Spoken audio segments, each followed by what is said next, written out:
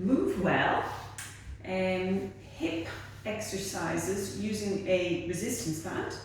A wonderful way to both strengthen up muscles, so build muscle density, but also to improve muscular control so that the brain and the body are working better together and everything just controls more appropriately.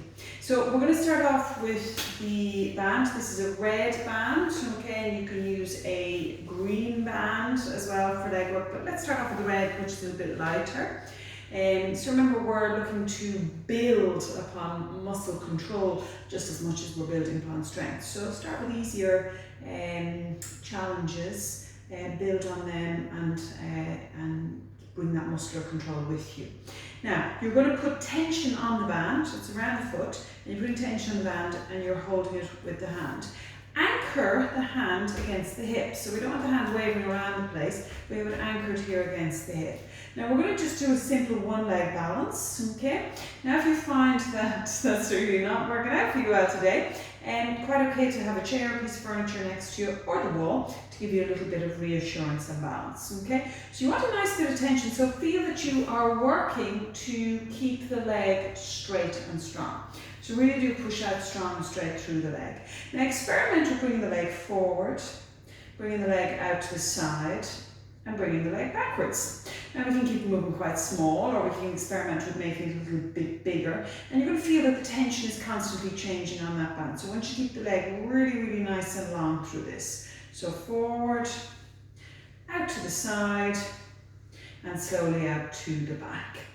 Think about using a breath cycle, so breathe out as the leg moves out, breathe in as the leg contacts in.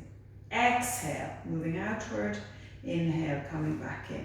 Now watch out for your pelvis swinging around the place, your torso swinging around, or maybe finding that that support leg is getting a little bit wobbly. So both legs staying really long and strong and straight for this. And obviously working both sides. What you might notice with that is the support leg is actually working quite hard as well. Here's a really nice way to build a little bit more complex strength. You're going to tie the band around something very secure and stable, so a good strong table leg or something like that. Tie a knot in it. Now, I would suggest to tie a bow, not just because it's pretty, but it makes it a hell of a lot easier to open it out afterwards. Now, the tail end of it, put that away from you, okay, so that you're not catching on the tail and possibly tripping on it.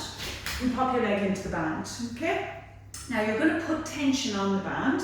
How much tension? Well, see what works well. Okay, so we can have more tension or less tension depending on how well we're doing with it. Again, if you feel you need a little bit of balance support, put a chair next to you or something that will give you a little bit of help there.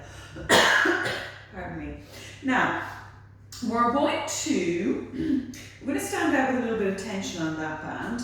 And we're going to pull the leg in towards the other leg, okay? So the direction of movement of work is inward, okay? So we're going to breathe out as we create the effort, and breathe in as the leg floats back out again. So you're going to work a few of them. What you're going to notice as well, you're working quite hard here to keep everything nice and steady. And I'd also like you to keep that working leg straight and strong. You're going to notice that's going to be harder with some of the variations on this. Okay. Now let's try turning away from the band and bringing the leg forward. Again, you're going to decide, okay, I'm going to use a little bit less tension here to make it a little bit more controlled, or I'm going to use more tension to make myself work a little bit harder here. And again, bigger, smaller movements as well. Now we can think about turning again, and this time what I'd like you to do is to turn so your leg is outside away from the band, and you're going to step your support leg behind the band, okay? So the band is going across your support leg, and then your working leg is going to move outwards, okay? So you're pushing the leg out against the mat, and you're looking again to keep your hips nice and steady and keep your torso nice and straight. So we don't want a lot of wobbling going on here. Now turn a quarter turn once again, and now you're facing towards the band. And what we're going to do is see, can we bring that working leg backwards? Now what you might notice here is it's actually quite hard to keep my knee straight, okay? So as the leg goes backwards, just watch out for the knee wanting to bend. Just keep that knee as straight as you can. Keep the torso tall, keep the pelvis level. And obviously we're going to work that on the other leg as well. So it's a really, really great way to get our hips and legs working quite well with the band. Think about maybe trying about 5 repetitions, maybe up to 8 repetitions of each direction. Or you might decide, you know what, after I've done 3, I've done enough for today. So make those decisions for yourself depending on how you feel on any given day. One last really nice exercise with our paraband. We're going to tie it around your thighs just above your knees.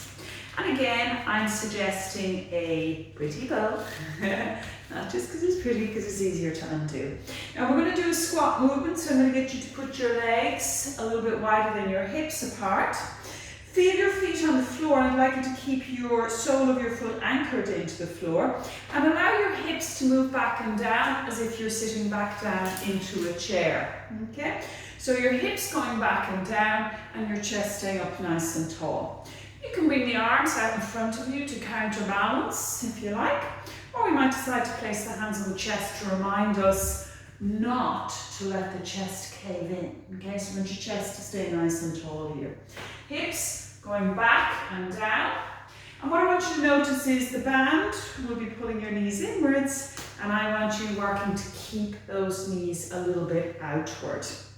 You can decide again to stay quite small with the movement, or we can decide we're going to make a deeper, bigger movement according to what feels right for you.